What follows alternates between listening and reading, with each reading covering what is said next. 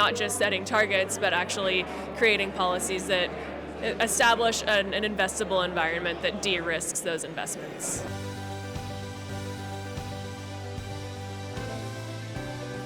Hey folks, Flo here at Scaling Up 2024. I'm here with Haley Armstrong from AJW. Maybe first a brief introduction. Sure, yeah. Haley Armstrong, I'm a partner at AJW.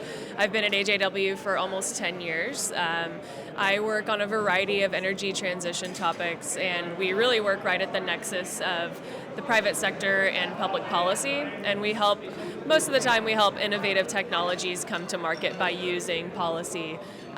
And so we're here at Scaling Up really just thinking about how biomass can play an important role in the energy transition and how policy can really move the needle in terms of creating more market opportunities for innovative technologies. Okay, there's a lot in there already that I would like to react to. So the name of the conference is Scaling Up. I think this is year number 8. And I think the challenge has always been, like, how do we accelerate, the scaling up of not just the technologies, but businesses and I guess market access and things like that. What are your thoughts on, what the challenges are right now and how we can achieve that?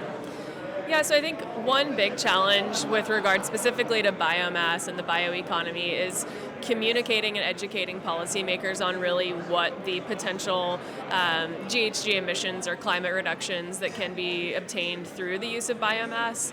Biomass contains carbon. It takes carbon out of the atmosphere before you even do anything innovative with it to create power or fuels or electricity or heating.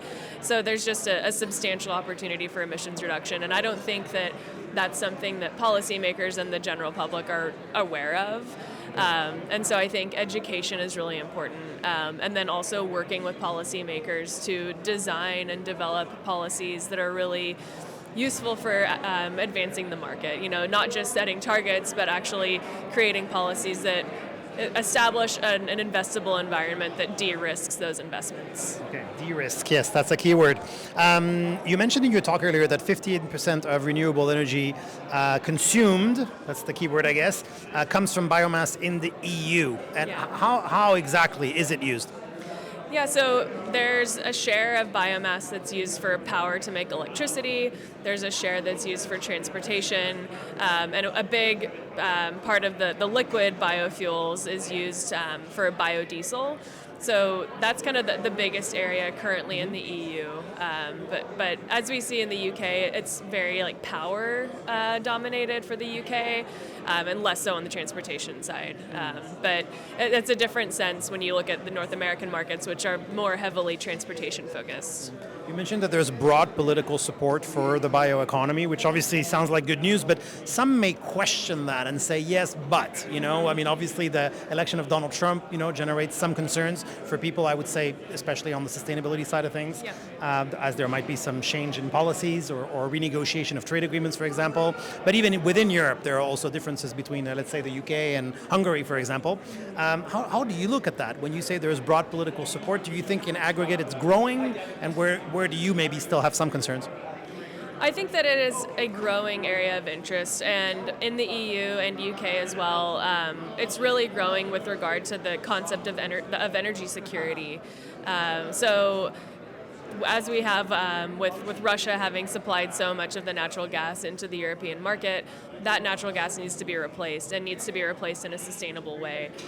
The U.S., of course, has supplied lots of LNG, liquid natural gas, but the domestic production of a secure energy resource is really important. So I think that the messaging to policymakers is we need energy security, we need sustainability, and we have climate goals that EU policymakers and UK policymakers do take quite seriously.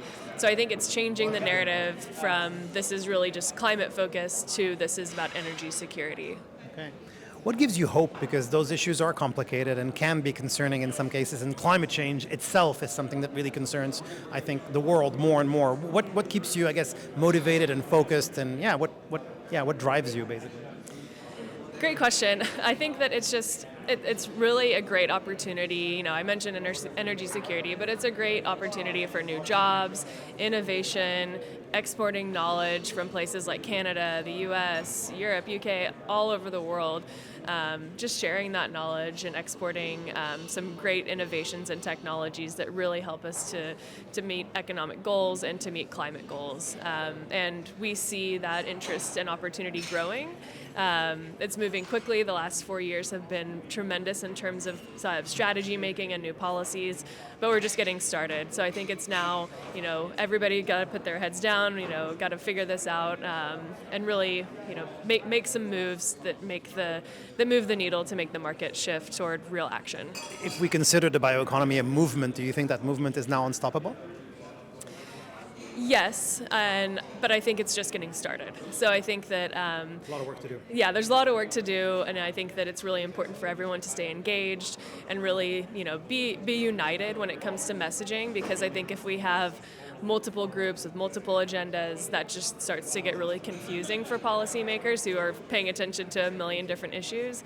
So I think, just having a united front that stays focused on not picking winners but picking outcomes will really help to advance the bioeconomy. Great. And outcomes can be measured, right? Exactly. More than winners Yeah. can. So Yeah. thank you very much, Haley. It was a Yeah. pleasure speaking Thank with you. you. Thank Thanks. you.